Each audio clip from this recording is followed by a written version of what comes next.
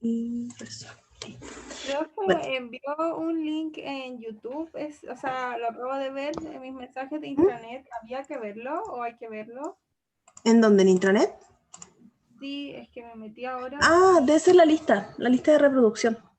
Porque no le he mandado nada por Ah, ya. trabajo, a menos que me haya equivocado. Voy a revisar. Ya en una de esas le mandé a ustedes algo que no correspondía.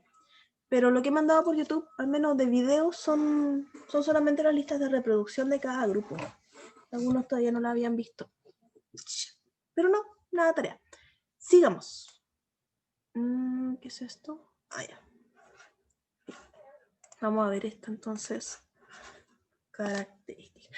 Habíamos alcanzado a hacer un pequeño análisis de las estructuras del relato. Ayer estuvimos leyendo y alcanzamos a pasar de manera rápida lo que era el género lírico, esencialmente algunos tipos y las características también. Hoy día igual, ahí llegó Andrea, igual vamos a hacer unas cuantas lecturas de distintos tipos de poesía, las voy a poner ahí en la pantalla, compartir, analizar esto del objeto lírico. Hola Andrea, el temple, el motivo lírico y esto de Hola, la... profesora. ¿Cómo están? Bien.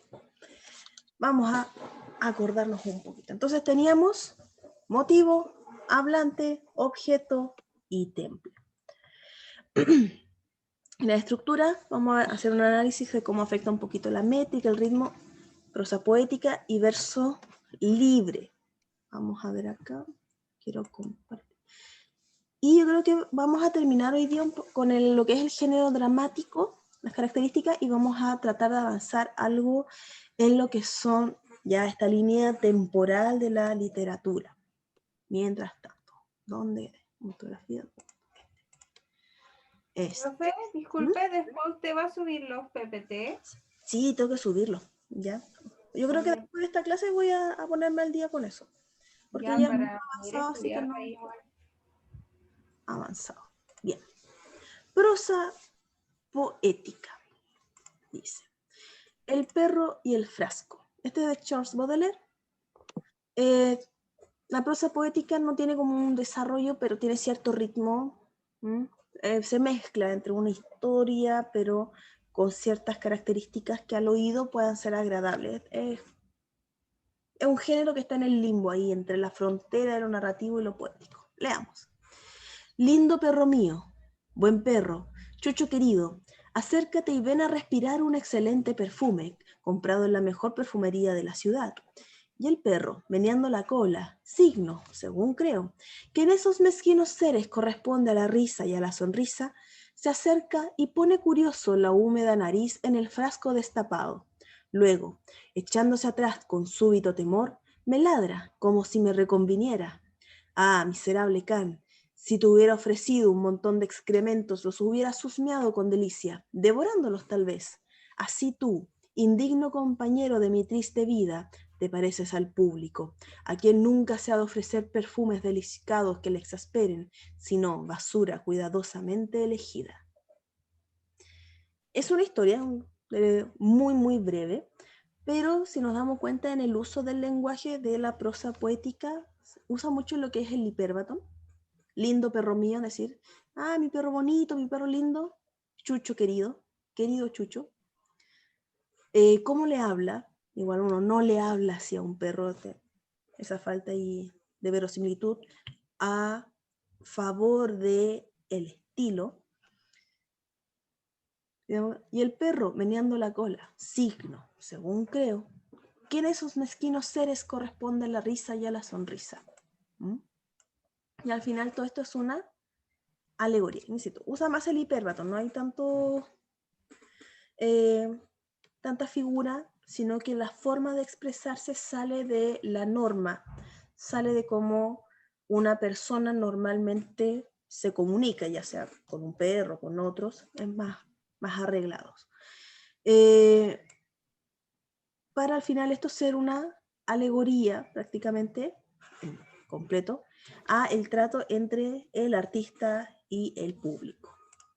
Insisto, esto es un género o un estilo ahí que está en el limbo entre lo poético por el uso del lenguaje y lo narrativo por la estructura, por un lado, y porque tiene un poquito más de libertad en eso de cómo presenta una historia.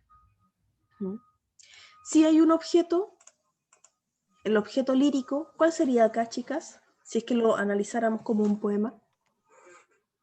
El objeto lírico es de lo que se trata, ¿no? Lo que inspira, claro. ¿De qué se trata acá? Su relación con ese perro. El perro sería, el perro, Sí. como dice el título, y el perfume. Ambas cosas o las reacciones de un perro. Claro. Luego viene el motivo. ¿Qué lo motiva?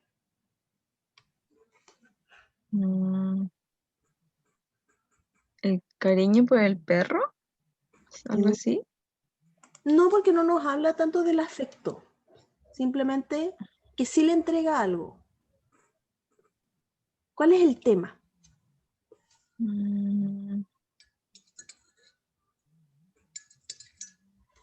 ¿Qué es lo que se queja ahí nuestro hablante lírico?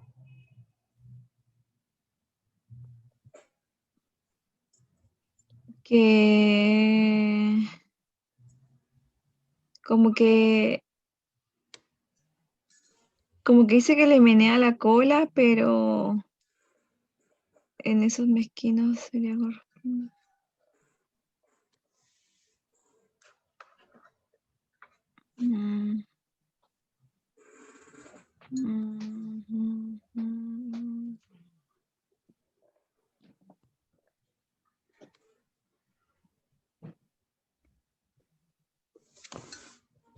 Como que le hace oler un perfume, pero como que el perro no le gustó y dice, si te hubiera mostrado excremento, te hubiera Ahí te hubiera gustado mucho, claro.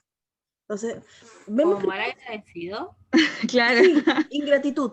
La temática es esa, la ingratitud. De no apreciar lo que el artista ofrece, en este caso. Por eso hace después esta alegoría, esta comparación con, dice, te pareces al público a quien nunca se ha de ofrecer perfumes delicados que le exasperen, sino basura cuidadosamente elegida. El típico rechazo de cuando no vemos una buena obra porque estamos acostumbrados a, no sé, obras Acción, cosas chatarra, así. por decirlo de algún modo. Entonces, el motivo aquí es la ingratitud, ese sentimiento. ¿Y cuál es el sentimiento? ¿Cómo se siente nuestro hablante? Se siente molesto.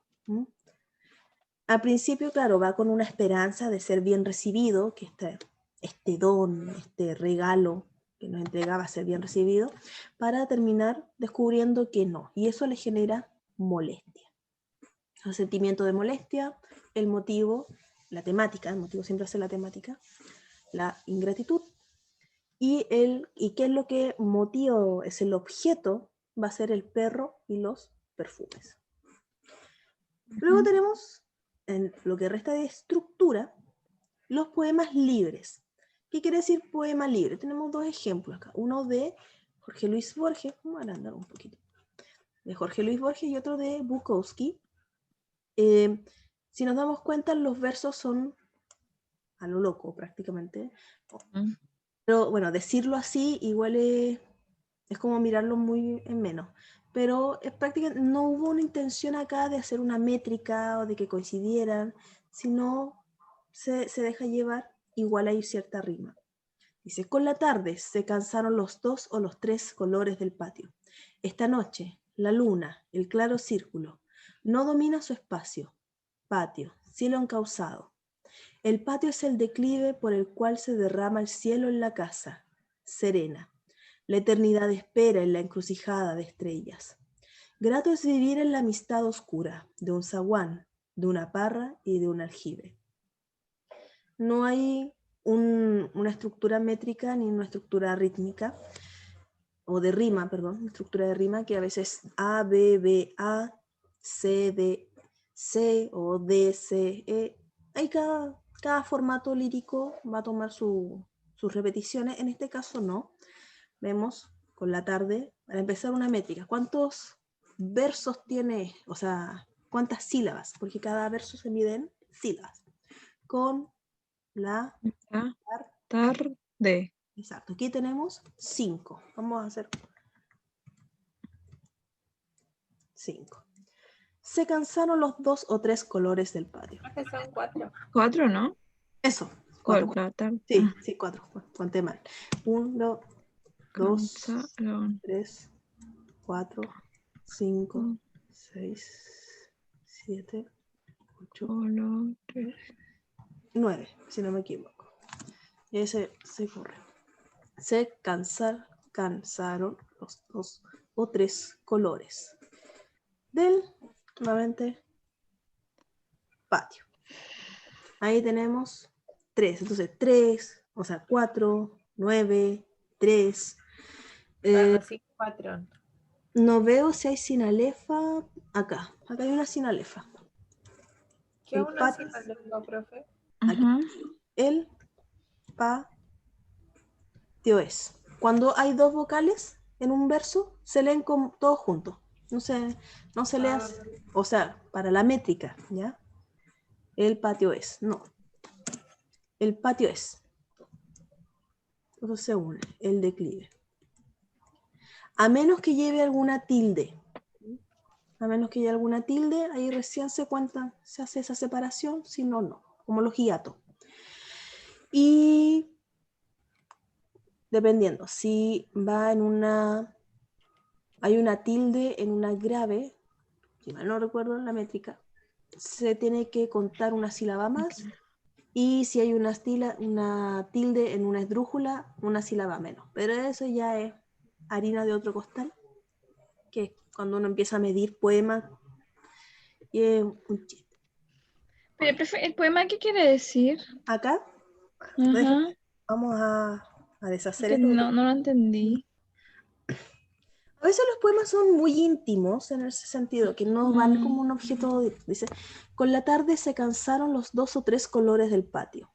El atardecer. Aquí estamos hablando el atardecer, claro. La misma Esta noche la luna, el claro círculo, no domina su espacio. No, es una noche sin luna. Patio, cielo encauzado. El patio es el declive por el cual se derrama el cielo en la casa. Sereno. ¿La lluvia? No, el cielo, es decir, que cuando uno sale al patio ve cómo la noche cae, a diferencia de estar adentro de la casa donde uno no ve las cosas. Sereno, la eternidad espera en la encrucijada de estrellas. No está la luna, las noches sin luna son noches estrelladas. Así que lo que está haciendo aquí Borges es describir una persona que está viendo el atardecer y la tarde. Y llega la noche, ¿no? Exacto, llega la noche y eso le genera alguna emoción. Entonces, prácticamente aquí el motivo, o sea, el objeto es el anochecer. Claro. El anochecer, el sentimiento, ¿qué es lo que les provoca? Es un sentimiento grato, por las palabras que utiliza. Acá mismo dice, grato es vivir en la amistad oscura de un zaguán, de una parra y de un aljibe. Está en su patio. Es muy sencillo el motivo, el objeto, el hablante lírico igual, se nota mucha calma. Luego, el poema aquí simplemente es para expresar esa sensación que le genera este anochecer, esa calma que uno a veces experimenta cuando está uno en su patio y tiene el zaguán es la entrada. ¿Qué es zaguán? La entrada. Ah, la entrada de algo, ¿de una casa? La puerta, exacto. El mar. Está sentado afuera está el marco de la puerta, la entradita, el zaguán, y desde ahí está mirando la parra y el aljibe. El aljibe, si no me equivoco, es la ventana, si no me equivoco. A ver, vamos a revisar porque... Pero, claro, no. Pero ¿cómo yo termino que es un... Que si no conoces las palabras tendrías que buscarla, porque igual claro. Como cualquiera, es exacto. Como rebuscado. Sí, por eso les digo, esperemos a leer a Góngora y a Quevedo. Los veranistas ahí, horrible. Bukowski es menos rebuscado, Es mucho más simple. Dice, es una maravilla poner la radio a poco volumen a las 4:30 de la madrugada en un edificio de apartamentos y oír a Hind, mientras a través de la persiana no se ve más que la noche cerrada, hermosa y tranquila, como una flor. Y con eso algo de beber, claro, un pitillo, la estufa encendida y Hind sonando. Es la misma idea, es la misma idea de calma, de soledad, en cierto modo de introspección que nos plantean ambos hablantes líricos, uno apreciando o haciendo esta relación entre la naturaleza, la noche y la intimidad interna, es decir, los pensamientos, las sensaciones. Por algo habla esto de la eternidad, las ideas de lo desconocido, el universo, la muerte, que podemos asociar al espacio, a este sentido de intimidad de los espacios cerrados. Aquí poner la radio a poco volumen, aquí es expansivo, aquí es cerrado. Escuchar música clásica, aquí ya no es el sonido o este silencio, ¿no?, que nos da la impresión, bueno, al menos a mí me genera mentalmente una idea, una imagen de silencio. Acá no, a través de la persiana no se ve más que la noche cerrada, igual, pura oscuridad, hermosa y tranquila como una flor. Y con eso, algo de beber, claro, un pitillo, la estufa encendida y Hind sonando. Ahí tenemos esos, ambos a la calma, a la soledad, pero una desde la noche, la apreciación de la noche, de lo externo, la apreciación del encierro, de la soledad en el encierro de su propio departamento. ¿Cuál sería el motivo? Acá lo que le genera soledad, privacidad, claro. Esa es la emoción, ¿no? La emoción que nos transmite, sentimiento lírico, la tranquilidad. Igual, un sentimiento de tranquilidad, de calma, de agradable, que hay un agrado. No tenemos nuevamente medidas, sino a simple vista nos podemos dar cuenta que los versos... Pero profe, entonces, por ejemplo, si yo le digo a un estudiante, hagan una poesía, tengo que explicarle que las sílabas tienen que concordar y, claro, Sí. terminar con... Sí, depende, si le está pidiendo, haga un poema con una rima consonante, ahí el alumno tiene que preocuparse de que todos los versos terminen igual. Claro. Cada, es como lo más conocido, ¿no? Claro. O si es asonante, que las vocales, que la fuerza de la sílaba tónica, si todos van a ser graves, tienen que caer ahí. Y si vas a usar la I, la A y A. No importa si es pica, risa, lita, mía, da igual. Ahí lo que coinciden son las vocales, asonante. Si usted le dice escriba un poema con rima asonante, que se preocupe de las vocales. Escriba un poema con rima consonante, todo. Consonantes y vocales tienen que ser iguales. Y también la fuerza de la sílaba tónica. Y si le dice poema libre, ahí el alumno puede hacer lo que se le dé la gana. Claro.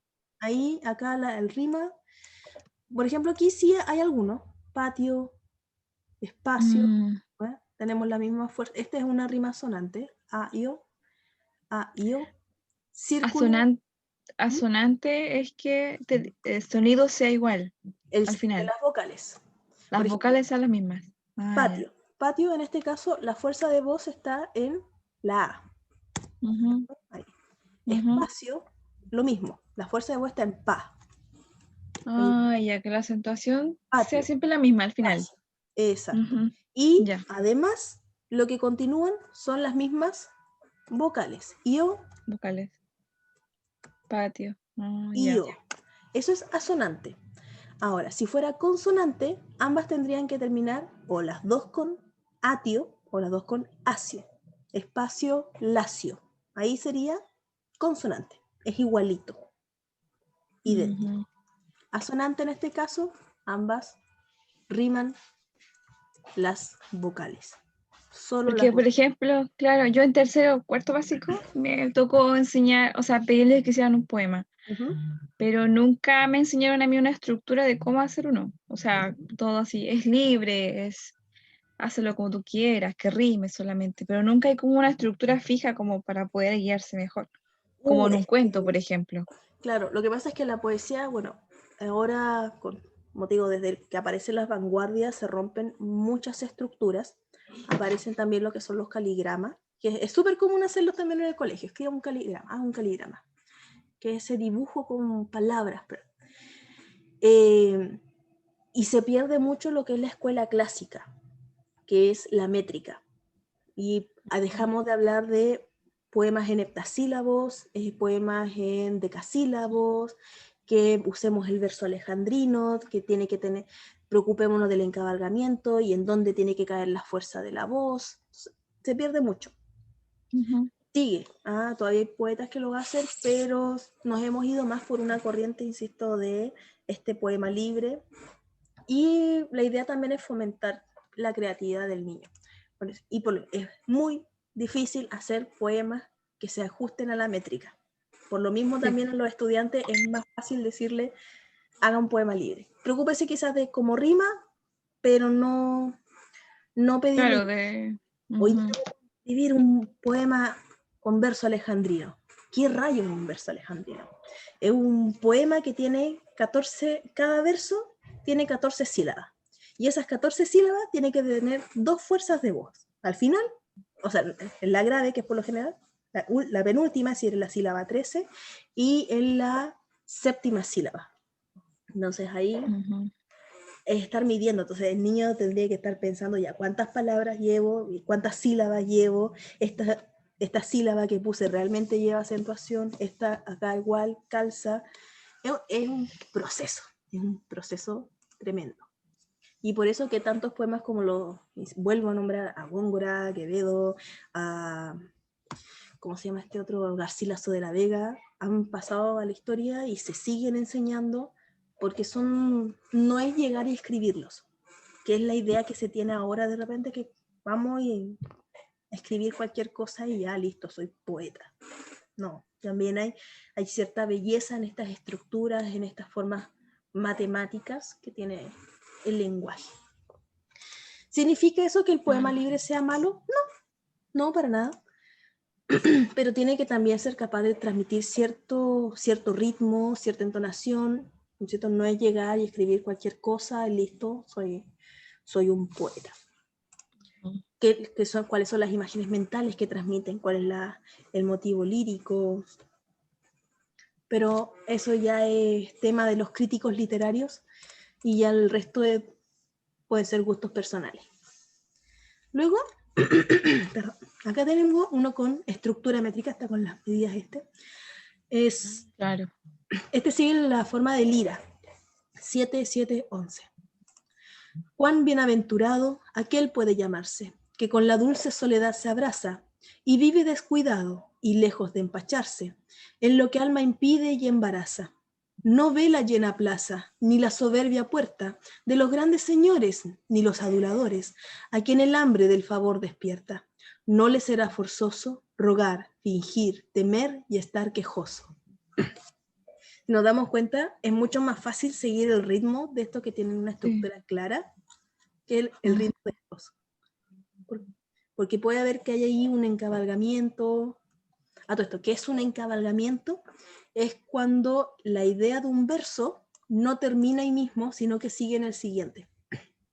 Por ejemplo, acá. Es una maravilla, la frase completa debería ser, es una maravilla poner la radio a poco volumen. Esa es la frase. Pero no la termina acá, sino que la pone en el verso siguiente. Entonces hay que ahí generar una lectura más rápida para que suene, porque si no se lee cortado. Y con eso algo debe ver también. Exacto. Esos son cada vez que la idea no termina aquí, en el mismo verso de encabalgamiento. Aquí, a diferencia, cuán bienaventurado aquel puede llamarse, igual hay un encabalgamiento, que con la dulce soledad se abraza. Se termina la frase porque después viene un conector, significa otra cosa. Y vive descuidado y lejos de empacharse, en lo que el alma impide y embaraza. No ve la llena plaza, ni la soberbia puerta de los grandes señores. Ahí vamos, 7, 7. Ujú. 1, 2, 3, 4, 5, 6, 7. 1, 2, 3, 4, 5, 6, 7, 8, 9. 9. Falta una acá. A ver, ¿qué 10. con 11. qué cola dulce le 11. das? Claro. 11. 11. Porque acá teníamos la 9, abraza 10, sa 11. 10. Entonces, el seguir esta estructura y que 7, 11, 7, 7, 11, 7, 7, 7, 7, 11.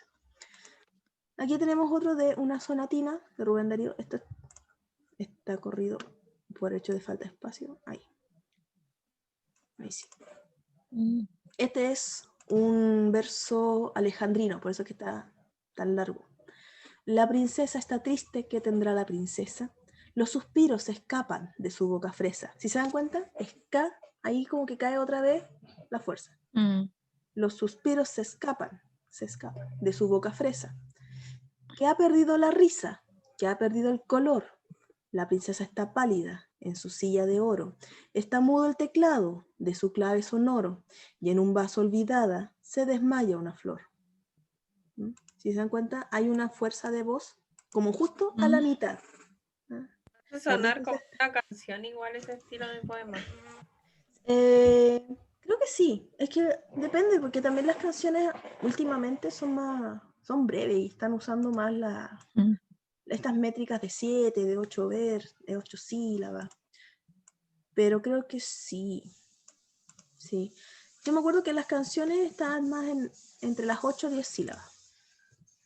Bien.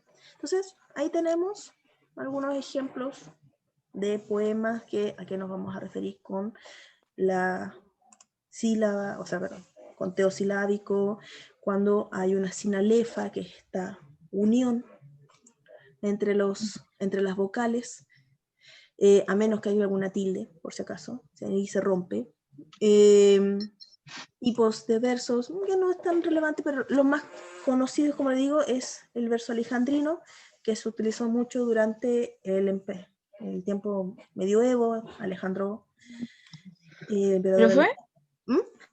Pero, y para la prueba, por ejemplo, vamos a tener como identificar esas partes o características No, del... sí características, por ejemplo, una lectura breve, cuál es el motivo, cuál es el objeto lírico, pero me interesa que ustedes más conozcan el concepto, ¿ya? Va a ir más hacia lo teórico que hacia lo práctico, ¿ya? Mm, Más hacia ya. lo teórico.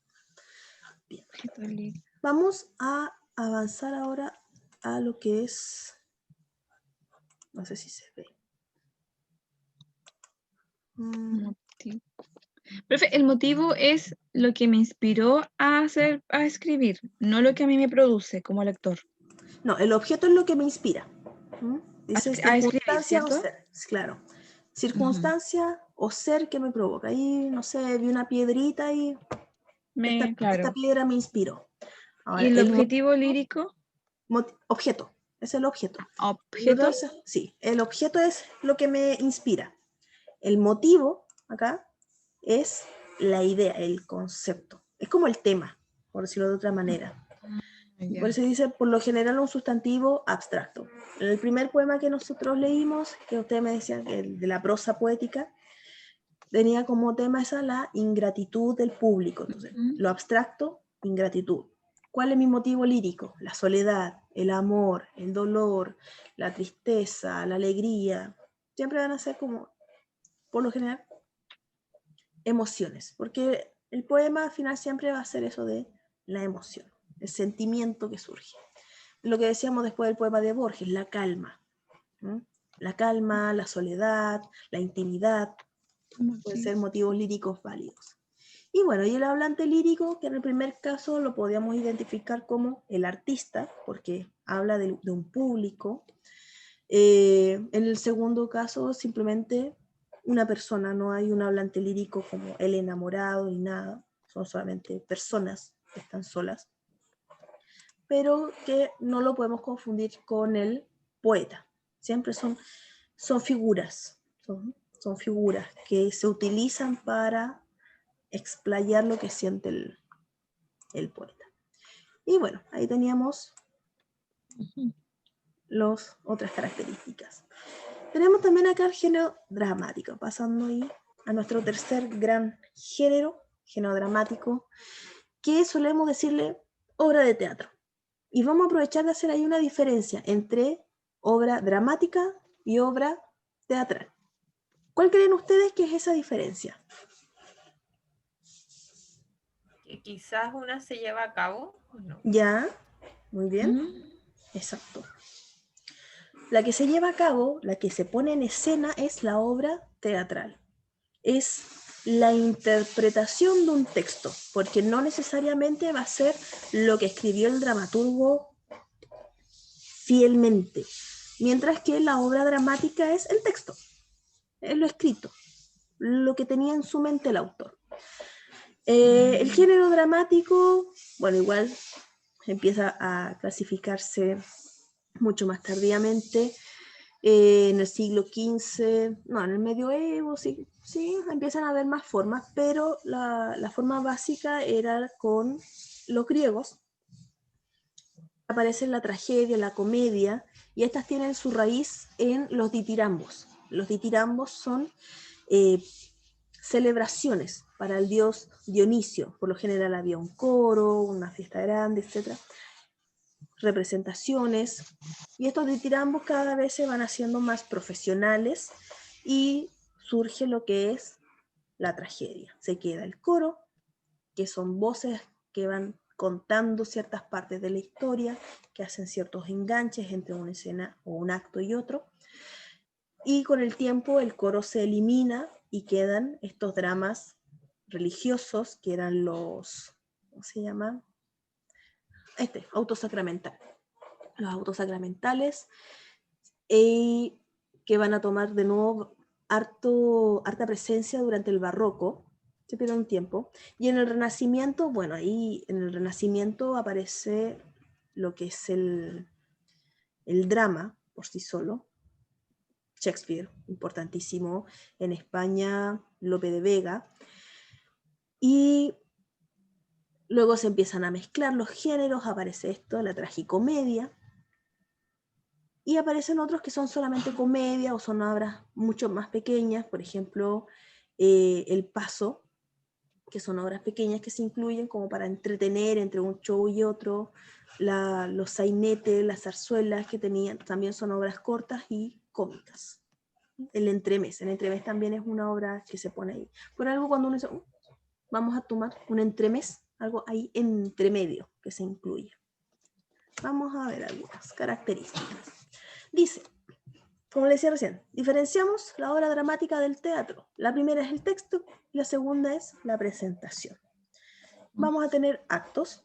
La estructura clásica eran 3 actos, 3 momentos que se van a diferenciar por, como dice ahí, el tiempo en que sucedió primer acto, la infancia, segundo acto, la persona ya adolescente o adulta, tercer acto, su muerte.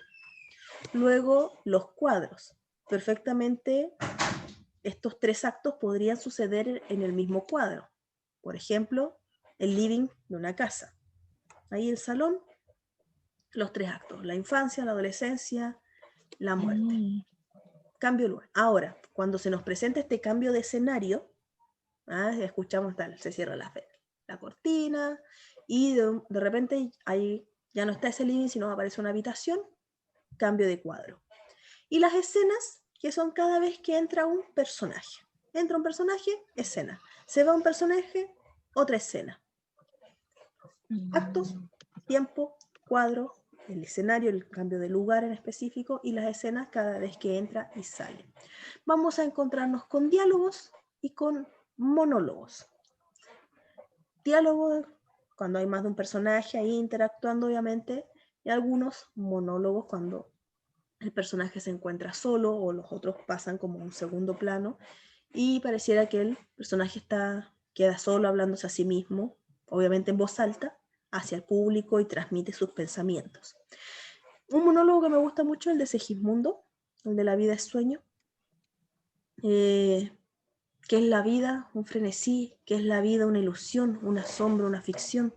Y toda la vida es sueño y los sueños, y todo bien es pequeño, etc.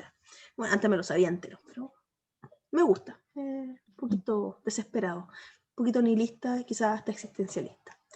Y obviamente va a primar la acción. No, todo lo que sea narrativo o descriptivo va a ir entre los comentarios que hace el escritor de la obra y que perfectamente dentro de la reescritura, de los diálogos, de las adaptaciones, van a entrar las acotaciones del director de la obra en sí.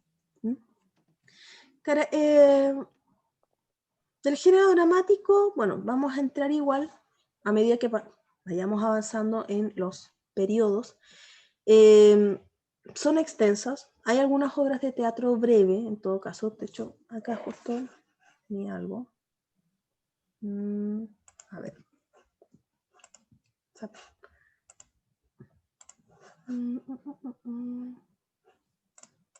No.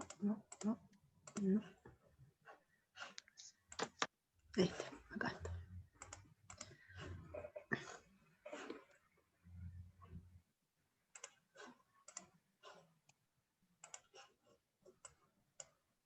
Ya. A ver. Ahí está. Esta es una obra cortita. La doncella, el marinero y el estudiante, Federico García Lorca. Lamentablemente se nos fue muy pronto. O podemos leer, dice, Balcón. Esta es una obra dramática, no la estamos interpretando. Tenemos los personajes que siempre se nos van a presentar, la estructura clásica se nos va a presentar. A veces las introducciones son más extensas, pero aquí simplemente se nos dice en la calle. Hay algunos autores que son muy específicos y nos dicen cómo debe ser en la habitación, se observa tal cosa, porque quieren crear esa idea, esa escena, ese sentimiento. En cambio en este nos da una descripción ambigua, una punta ambigua ahí de lo que puede ser. Hay que discreción del futuro director. Vieja. Caracoles se guisan con hierbabuena, azafrán y hojas de laurel. No sé si alguna de ustedes quiere ser la doncella. ¿Yo? Ya. Dice, caracolitos del campo parecen amontonados en la cesta una antigua ciudad de la China. No entendí. Esta vieja los vende. Son grandes y oscuros. 4 de ellos pueden con una culebra. ¡Qué caracoles! Dios mío, qué caracoles. Déjame que borde. Mis almohadas no tienen iniciales y esto me da mucho miedo. ¿Por qué? Porque muchachilla en el mundo no tiene marcada su ropa. ¿Qué ¿Cómo es? muchachilla? No tiene marcada su ropa. ¿Y cómo es tu gracia? Yo bordo en mis ropas todo el alfabeto ¿Para qué? para que el hombre que esté conmigo me llame de la manera que guste. Entonces eres una sinvergüenza. Sí. ¿Te llamarás María, Rosa, Trinidad, Segismunda, Y más y más. Eustaquia, Dorotea, Genara? Y más, más, más. La La doncella. doncella, Ya, vea usted. la doncella eleva las palmas de sus manos palidecidas por el insomnio de sus sedas y los marcadores. La vieja huye arrimada a la pared, hacia su Siberia de trapos oscuros, donde agoniza la cesta llena de mendrugos de pan. Sí, A, A, B, C, D, E, F, G, H, I, J, K, L, M, N. Ya, está bien. Voy a cerrar el balcón. Detrás de los cristales seguiré bordando. ya, Bárbara. Entra usted. Dice, hija, ¿estás llorando? No, es que empieza a llover. Una canoa automóvil llena de banderas azules cruza la bahía dejando atrás su canto tartamudo. La lluvia pone a la ciudad un birrete de doctor en letras. En las tabernas del puerto comienza el gran carrusel de los marinos borrachos. Cantando. A, B, C, D. ¿Con qué letra me quedaré? Marinero empieza con M y estudiante empieza con E. A, B, C, D. Ya, Bárbara, igual sea el marinero. Yo. Tú, ¿Qué dice ahí? Poca cosa es un barco. le pondré banderas y dulces. Si el capitán quiere. Brígida. Poca cosa es un barco. Lo llenaré de puntillas bordadas. Si mi madre me deja, Ponte de pie ¿para qué? para verte. Ya estoy. Qué hermosos muslos tienes. De niña monté en bicicleta. Yo en un delfín. También eres hermoso. Cuando estoy desnudo. ¿Qué sabes hacer? Remar. El marinero toca el acordeón polvoriento y cansado como un siglo XVII. Va demasiado deprisa. ¿Quién va deprisa? Siglo, Estás azorado. es que huyo ¿De quién? del año que viene. ¿No has visto mi cara? Por eso me paro. No eres moreno. Es que vivo de noche. ¿Qué quieres? Dame agua. No tenemos aljibe. Aljibe. Aljibe. Ay. Pues yo me muero de sed. Te daré leche de mis senos, Endulza mi boca. pero soy doncella. Si me echas una escala, viviré esta noche contigo. Eres blanco y estarás muy frío. Tengo mucha fuerza en los brazos. Yo te dejaría si mi madre quisiera. Anda, Si mi madre quisiera. Me equivoqué. no importa, anda. No, ¿Y por qué no? pues porque no. Anda. No. Alrededor de la luna gira una rueda de bergantines oscuros. 3 sirenas chapoteando en las olas se engañan a los carabineros del acantilado. La doncella en su balcón piensa dar un salto desde la letra Z y lanzarse al abismo. Emilio Prados y Manolito Alto Laguirre, enharinados por el miedo del mar, la quitan suavemente de la baranda. Es extraño un poco el poema, nada que ver, la obra. La obra. Las descripciones son como muy poéticas. Ujú. Lo que da también pie a, más que un escenario, una apuesta visual, va a dar pie a una interpretación, por ejemplo, recursos más didácticos. Pensemos que García Lorca es de la década del 30, 40 en España. Ustedes saben cómo terminó su vida, ¿no? Mm. ¿No? Bueno, Federico García Lorca fue un poeta, fue dramaturgo y fue una de las principales, bueno, dentro de la época, figuras de la comunidad homosexual. Él tuvo que salir, se oponía también por lo mismo, por la represión, por sus ideales políticos, se opuso a lo que era la dictadura de Franco. Frente a eso se tuvo que exiliar, se fue a Estados Unidos, sale su romancero poeta en Nueva York, vuelve y es asesinado por la dictadura. Una pena. Murió bastante joven, si no me equivoco, como a los 40 años, que es una edad. Claro. Y bueno, tenía mucho más que entregar para la obra, dentro del ámbito artístico y en general, como ser humano. Bueno, su poesía también es muy importante porque vino a romper muchos cánones. Durante España en esa época, si no me equivoco, se estaba dando mucho lo que era la poesía social, también como respuesta a poesía social, pero no tenía mucha fuerza esta poesía porque no, como iba dirigida hacia el obrero, hacia el proletariado, Tampoco se podía recurrir a muchas figuras o a una gran complejidad del lenguaje, mucha creatividad. Federico García Lorca, a pesar de eso, se desvía y hace algo bastante, ideas muy complejas también de ser entendidas, muy rupturistas para la época, y hasta, bueno, y hasta el día de hoy. Y esto igual, esa esencia poética la podemos ver acá en los diálogos. En los diálogos, lo que trata acá es de la sexualidad prácticamente. La sexualidad, la identidad de la mujer en relación a sí misma.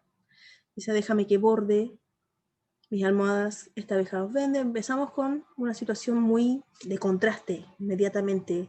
Una mujer vieja, una mujer joven. La pobreza y alguien que no está en situación de pobreza. Yo bordé mi ropa para que el hombre que esté conmigo me llame de la manera que guste. Su sexualidad ahí, el miedo que genera esto y la aceptación de ella. Es decir, eleva las palmas de sus manos palidecidas por el insomnio de las sedas, no dormir. Y los marcadores. La vieja huye arrimada hacia su Siberia de trapos oscuros, donde agoniza la cesta llena. Pobreza. La mujer al final que se prefiere ahí perder en su propia miseria, espantándose de este supuesto pecado. Doncella, una canoa automóvil llena de banderas azules cruza la bahía, dejando atrás su canto tartamudo. Quizás esto no se puede representar, hay muchas cosas que en estas acotaciones que nos hacen los dramaturgos no se pueden llevar a cabo, pero sí se pueden hacer ciertas interpretaciones. Por ejemplo, el sonido del puerto, se pueden poner un audio de hombres riéndose, dice, en las tabernas del puerto comienza el gran carrusel. Quizás algún sonido de viento podría ayudarnos, de olas rompiéndose, cosa de generarnos una mejor idea de dónde se está desarrollando esta historia. Lo vamos descubriendo de a poco, porque primero es solamente una calle. Si no es por esta acotación, podría haber sido, no sé, 21 de mayo. Claro. Cantando. Nuevamente, no dice qué tipo de melodía, no dice si es una canción alegre, si es una canción triste. Y eso le puede dar mucha diferencia en la significación a la obra. Si ella está cantando alegre, significa que ella acepta y está feliz con este destino. Si ella canta triste, es una resignación prácticamente. Ahí entran los pretendientes, la idea de futuro, que no estamos determinados por nosotros mismos. El mismo marinero depende de su capitán, la mujer, a cada rato dice la doncella, depende de su madre. Si mi madre me deja. Luego viene esto, el deseo. Y luego aparece el marino toca un acordeón polvoriento y cansado como el siglo XVII. Idea de vejez, de antigüedad. Luego aparece el estudiante. También una atracción física cuando le dice no has visto mi cara, por eso me paro, porque la vio, me llama la atención. Interesante acá porque ella dice soy doncella. ¿Qué significa la palabra doncella?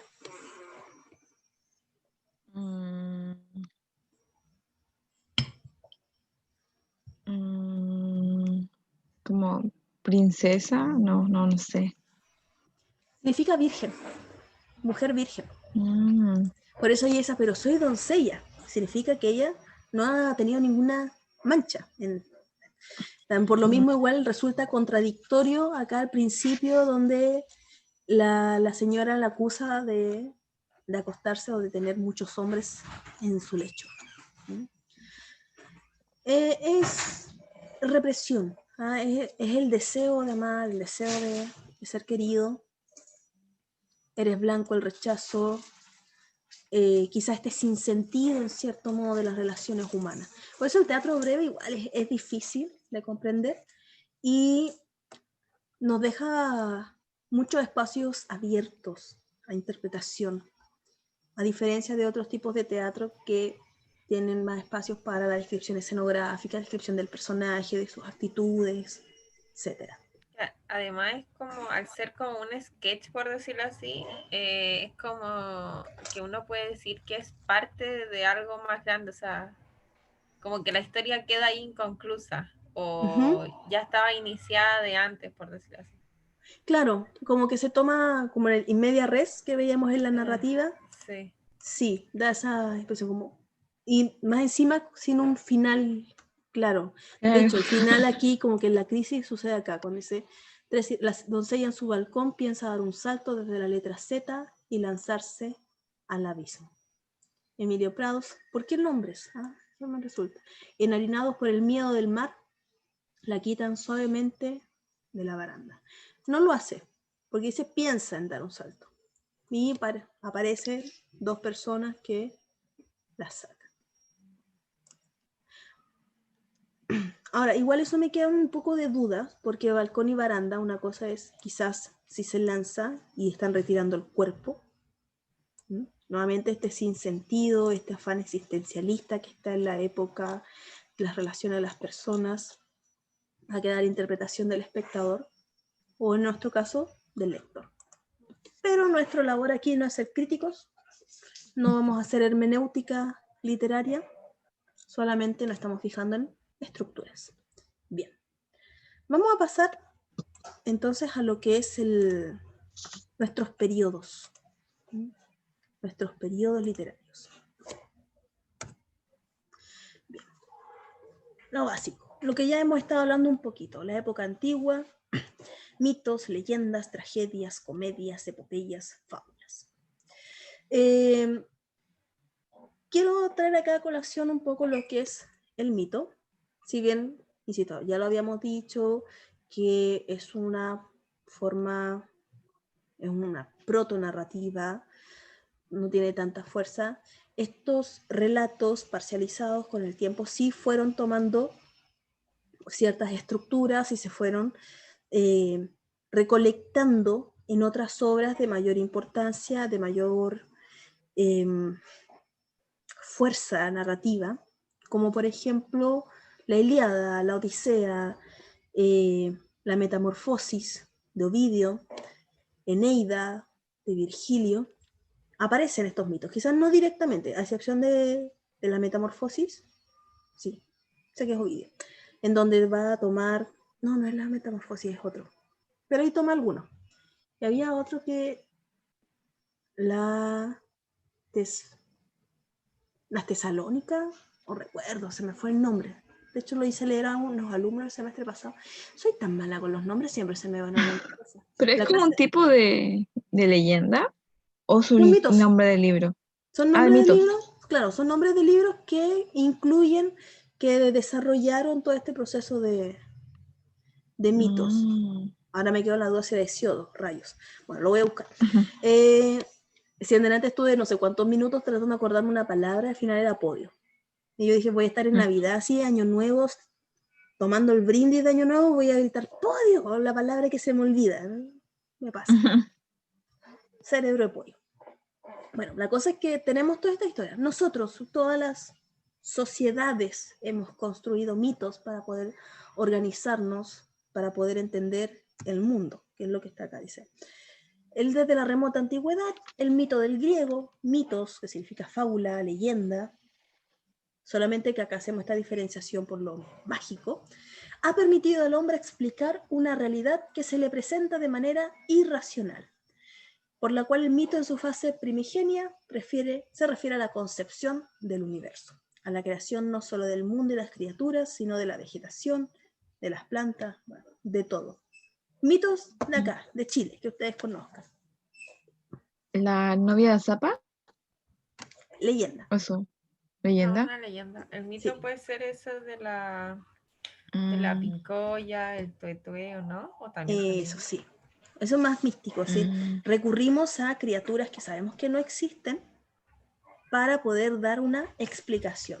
Por ejemplo, el trauco, como te dice, o la pincoya, que es esta especie de sirena que venía a justificar el por qué tenemos temporada de pesca alta y temporada de pesca baja. Si miraba hacia el mar, era porque la temporada de pesca iba a estar buena, si miraba hacia la tierra iban a tener un mal tiempo. ¿Por qué? Porque no se entendía por qué rayo de repente hay pescado y de repente no hay. Así que Claro. es culpa de la pincoya y del pincoy. O el trauco, que venía a explicar de repente la desaparición de las niñas o por qué estas de repente aparecían embarazadas. El tuetue son brujos, si no me equivoco, ¿no? Sí, que se convierten en pájaros. Sí. Claro, bueno, ahí también eso nos sirve para explicar esos miedos nocturnos, esos ruidos que no podemos, a veces no sabemos de dónde vienen. ¿Y acá cuál sería un mito de la zona de acá? No conozco Uy, de ninguno, la creo. zona norte, de Arica, Ujú. Creo que no no, hay, ¿no? no. Sí me acuerdo del tío en Bolivia. Ah, sí. Sí, los tíos de Bolivia que cuando bajan se Ujú. supone que está el demonio dentro. Los tíos son el demonio. Y para que no pase nada, la gente va y les entrega ofrendas al tío. Bebidas, Pero, vela. ¿pero quién baja una persona normal, así? Los trabajadores. Ah, Cuando estuve en Bolivia, fui a Potosí y me metí a una de las minas. También la comparación, los niveles de seguridad, les digo así, horrible. Horrible. Sí, Así pero fue iba como... uno caminando normal. ¿Usted fue, Andrea? No, pero viste reportajes de un... Creo que en Bolivia está como la mina más peligrosa del mundo, Uy. porque es como un túnel cavado y rieles para bajar y es muy seguro. Sí, sí, para bajar igual era una escalera así como hecha, con unos cuantos palos de donde sacaron, y así bajaba uno a la mina. No comí nada ese día, mastiqué pura coca porque Potosí es horrible, así la cabeza no me la podía. Y yo ahí, la loca, ya vamos, metámonos en este hoyo. Total, yo habré andado unos 5 minutos y ya había empezado a planificar mi vida como mujer topo. Dije, yo de acá no salgo, no, me sentía agotadísima, veía así unos socavones en la tierra. Había un gringo que medía como 3 metros, levantaba un poquito la pierna y ya estaba para el otro lado. Y uno que es toda enana, ahí como trepando por encima de la piedra sin oxígeno. ¡Oh, ayuda! Me quedaba atrás. Y claro, llegamos a un punto en donde estaba el tío, que era esta estatua del diablo, y estaban los trabajadores de la mina mascando coca y sirviéndole también coca al tío, dándole, no, el guía ahí nos explicaba cómo era el Sí, tema. es como una especie de gruta en medio de la mina antes como de meterse a un punto donde retornan solamente cuando dejan de trabajar, ¿no? Sí, exacto. Entonces, eso se podría tomar como el punto mítico, porque, bueno, el demonio, si nos alejamos de nuestras creencias, alejándonos de más allá, si creemos o no creemos, si lo podemos ver como una figura mítica, más portentosa, la representación de, en este caso, de respeto de lo que está ahí, nos estamos metiendo. Siempre decimos que el demonio está en la tierra, ¿sí? O está ahí debajo, el infierno. Entonces puede ser una representación, una extensión de esa idea y hay que presentar respeto para que no nos claro. llegue. Entonces se puede ver ahí como una figura mítica. Me acuerdo que había otra, que era acá del norte, también relacionada a las minas, que era como un ave dorada, que si uno la encontraba significaba que iba a encontrar una mina de oro. No me acuerdo el nombre. Era el... No, lo voy a buscar. Por ahí está. Tengo un librito ahí, de esos de zigzag, de cuando era chiquito. Y salían varios mitos. Y ese me acuerdo que era del norte. Pero de acá en Arica, o ¿No, hacia cierto? Arica, Iquique, no. O sea, como que compartimos mitos generales, en el sentido de duendes, apariciones de repente, pero aún así no es algo Habitual. que nos explique, como no sé, pues, el mito de el dios tanto de acá de Arica. No, las civilizaciones que estuvimos acá, al menos la Chinchorro, parece que no, bueno, no hay restos de esos relatos, no se alcanzaron a traspasar. Quizás tendríamos ahí que recurrir a ciertas nociones como el Inti, los mitos más que corresponden al imperio incaico, que como después tomó fuerza por toda esta zona, los podríamos asociar. Pero en general los mitos siempre se han producido. Al sur tenemos igual otras leyendas que se basan en, aparte, las leyendas tienen esta base en algo que pasó y que con el tiempo van perdiendo los rasgos históricos y adquieren ciertos caracteres sobrenaturales. Y ahí tenemos, sí, nosotros a la famosa novia de Azapa, tenemos a la mesa de Parinacota, la mesa voladora. Me acuerdo que Claro. sí, y existe, claro, uno va y te muestran la mesa que está amarrada y cómo está la cuerda gastada y todo eso. Existe. Ahora le dan más, con el tiempo, insisto, van tomando estos caracteres. Y su finalidad es esa, explicarnos el mundo, explicar por qué pasan las cosas mientras aún no está desarrollado lo que es la ciencia. Y los mitos van a seguir, se van a ir transformando, con la llegada a veces de la religión pueden transformarse en supersticiones o son integrados, que es lo que hizo la Iglesia Católica, por ejemplo.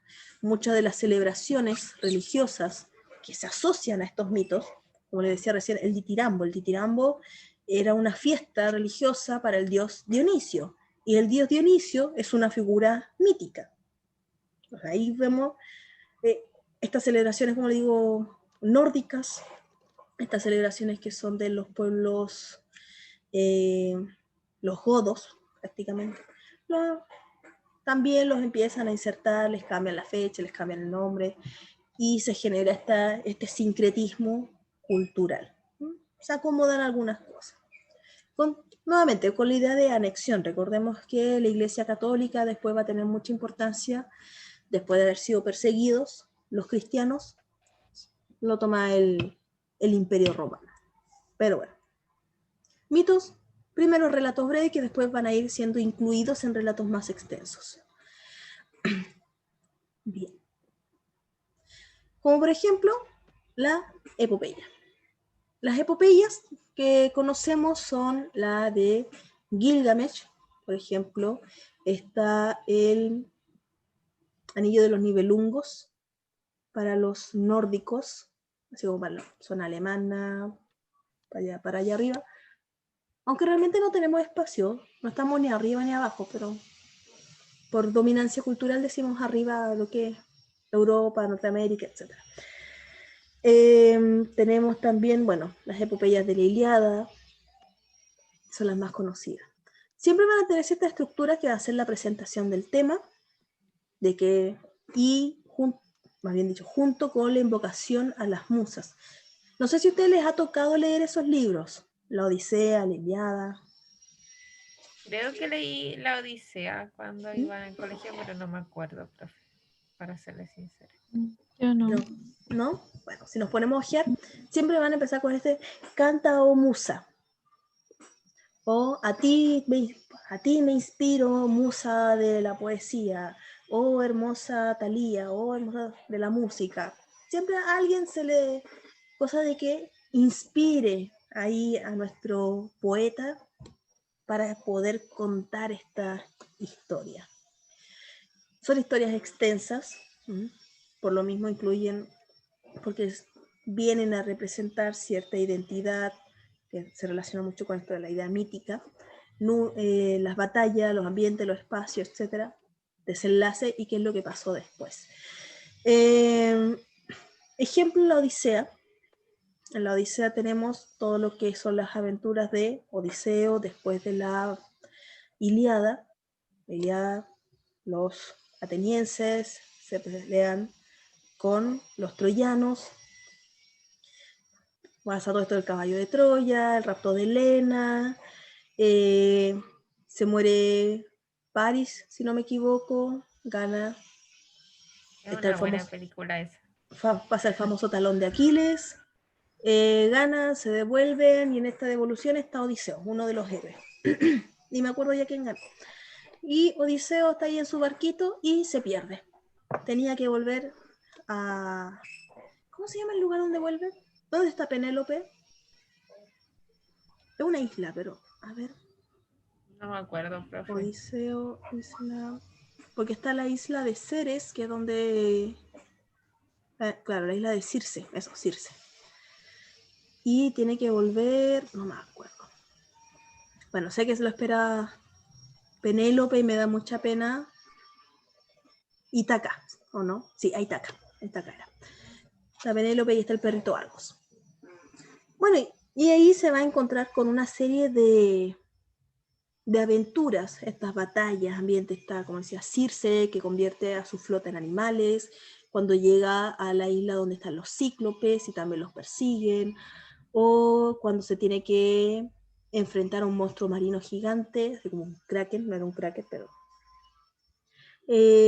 hasta que al final logra llegar, que ese era como, uy, por fin, logró, sobrevivió, se le murieron todos, pero llegó. Y hay un epílogo, ¿ok? Llegó, ¿y ahora qué? Y ahí es cuando que encuentra a Penélope, que la está siendo cortejada, ella teje y desteje todas las noches porque dice cuando ella termine su tejido, ahí recién va a tomar una decisión. Y el epílogo es que llega, aquí llegó el dueño de la casa, chao, todos los demás. Argos lo ve, que había estado viviendo todo ese tiempo abandonado, nadie se preocupó por el pobre perro, me da mucha pena esa parte. Y se muere. Pobre perro. Lo único que hizo fue verlo como, oh, mi amo vive. Chao. Eso fue la Creo gran que participación. en Los Simpsons sale como una parodia. Sí, creo que Porque la sí. historia que contó me hizo como acuerdo. Creo que sí. No soy experta en los Simpsons, pero... yo me acuerdo que llegué a esa parte, no, de hecho nombré a un perro que se llamaba Argos, vivió más, por lo menos. Entonces tenemos ese epílogo. ¿Qué pasó después? Bueno, ahí teníamos los nombres de la Ilíada, Eneida y de Gilgamesh, que fue lo que se les dije. Características: narración de hechos históricos y heroicos. Como digo, tenemos a los héroes por lo general, ya pueden ser dioses, reyes. Se mezcla con lo histórico porque mezclan claro, hay ciertos elementos que pudieron haber pasado en la Grecia, las islas, porque Grecia es mucha isla, Atenas, Salónica, no, Salónica nada. Están los cretenses, esos de otro lado, pero igual se pelean. ¿Cuál más están? Los troyanos, los espartanos, los dóricos, no me acuerdo. Pero son varias tribus que se esparcen y siempre estaban en conflicto. Así que sí, de que se pelearon. Ahora, que haya sido exactamente por esos motivos, que haya aparecido una musa o una sirena por ahí metiéndose en la pelea y que el dios Apolo los ayude, ese es otro tema. Pero sí tiene cierto fundamento de hechos que acontecieron y que fueron cobrando un carácter mítico o se le insertaron elementos míticos. Los héroes, acontecimientos se vinculan directamente con los héroes, por eso que al menos en la Ilíada, no, en la Ilíada. En la Ilíada, lo primero que habla es, el poeta dice, canta, oh musa, para contar las aventuras del Pléyade de Aquiles. Este es mi personaje, Aquiles, y se va a centrar en él y todo lo que hizo, sus proezas. Nuevamente, la intervención de dioses. En la primera parte, Aquiles se enfrenta con las tropas de los atenienses, los helénicos, y aparece ahí Apolo apoyando. Se mete también la diosa, ¿cómo se llama esta diosa? Atenea también, defendiendo a los suyos, pero son como intromisiones, no es tan directo. Uso del lenguaje figurado. También es complejo de leerlo por lo mismo, que tiene este carácter poético, esta idea de que sean narrados a un público. Hay un mayor adorno del lenguaje. Y transmitidas a través de la oralidad. Entonces, obviamente, pues se van a traspasar a papel. En esta misma época, como les decía, va a aparecer lo que es la tragedia griega, esencialmente se va a centrar en la aristocracia, siempre van a ser personajes nobles. Igual van a haber ciertas mezclas de elementos míticos, por ejemplo, cuando van a preguntar al oráculo o se aparece algún, ¿cómo se llama este bicho con cabeza humana, que es una mezcla? Se me fue el nombre. Porque hoy día tengo una memoria, pero horrible. Bueno, hay ¿Pero días así. qué, profe? ¿Es ¿Pero así qué como es? minotauro? No, Así Eso- no es el minotauro, es como alado, tiene una cabecita. Ah, Tiene cabeza humana. ya, pero ya sé ¿Cuál? cuál es. Ay, no es esfinge, las esfinges son de otro lado, pero que también tenían como, te planteaban ciertas dudas y te jodían el día. Lo que le habla la otra clase de la catarsis, si no me equivoco, que la tragedia, como nos narra los hechos tristes, nos genera esta profundización de las malas vivencias, de por qué le pasan cosas malas a la gente buena, considerando los sesgos de la época, donde el noble era por sí, no solamente noble por pertenecer a X familia, sino que era noble también por su carácter, por sus emociones, sus sentimientos, nos hacía meditar. Y esa meditación nos lleva a una catarsis, a expulsar y a aprender. Autores, lo más comunes, los Sófocles, como decía Edipo Rey, Esquilo, con Antígona. Luego tenemos, Aristófanes, no lo escribí ahí, lo voy a escribir al tiro. Me quedé con la idea, comedias Aristófanes. Se acordó. Sí, no, que lo dejé y se me fue, me debe haber pasado a otra diapo y se me quedó, pero Aristófanes. Dice comedia. Con menos estima que la tragedia, la comedia representa los peores. Entonces, tragedia, los mejores. Comedia, los peores. Ahí nos podemos reír de ellos porque plebeyo. Tiene un carácter burlón, presenta personajes ridículos. Hay uno de de Aristófanes, que se llama Las nubes y representa a Sócrates. Hace burla de Sócrates, de su método. Uno, porque durante esta época también se está desarrollando se está cambiando un poco la visión de la nobleza hacia la democracia.